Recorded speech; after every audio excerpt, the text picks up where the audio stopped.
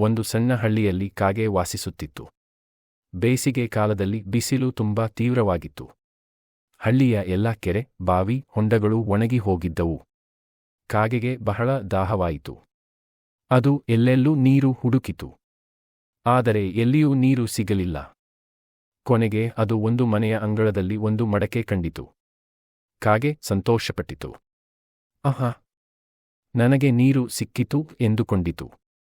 ಅದು ಮಡಕೆಯೊಳಗೆ ನೋಡಿತು. ಆದರೆ ಮಡಕೆಯಲ್ಲಿದ್ದ ನೀರು ತುಂಬಾ ಕಡಿಮೆಯಾಗಿತ್ತು. ಕಾಗೆ ತನ್ನ ಚಂಚಿನಿಂದ ತಲುಪಲು ಸಾಧ್ಯವಾಗಲಿಲ್ಲ. ಕಾಗೆ ಸ್ವಲ್ಪ ಯೋಚಿಸಿತು. ನಾನು ಏನು ಮಾಡಬೇಕು? ಹೀಗೆ ಬಿಟ್ಟು ಹೋದರೆ ನಾನು ದಾಹದಿಂದ ಸಾಯಬಹುದು ಎಂದು ಕಾಳಜಿಪಟ್ಟಿತು. ಆ ಸಮಯದಲ್ಲಿ ಅದು ನೆಲದ ಮೇಲೆ ಹಲವಾರು ಚಿಕ್ಕ ಕಲ್ಲುಗಳನ್ನು ಕಂಡಿತು. ಕಾಗೆಗೆ ಒಳ್ಳೆಯ ಆಲೋಚನೆ ಬಂತು. ಅದು ಒಂದೊಂದೇ ಕಲ್ಲುಗಳನ್ನು ತನ್ನ ಚಂಚಿನಿಂದ ಎತ್ತಿ ಮಡಕೆಯೊಳಗೆ ಬಿಟ್ಟಿತು. ಪ್ರತಿ ಕಲ್ಲು ಬಿದ್ದಾಗ ನೀರು ಸ್ವಲ್ಪ ಸ್ವಲ್ಪವಾಗಿ ಮೇಲಕ್ಕೆ ಏರಿತು. ಕಾಗೆ ಕಷ್ಟಪಟ್ಟರೂ ಸಹನೆಯಿಂದ ಕಲ್ಲುಗಳನ್ನು ಹಾಕುತ್ತಾ ಹೋಯಿತು. ಕೊನೆಗೆ ನೀರು ಮಡಕೆಯ ಬಾಯಿಯವರೆಗೆ ಏರಿತು.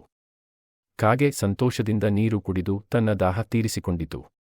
ಚಾತುರ್ಯದಿಂದ ಯೋಚಿಸಿದರೆ ಯಾವ ಸಮಸ್ಯೆಯನ್ನೂ ಪರಿಹರಿಸಬಹುದು ಎಂದುಕೊಂಡಿತು.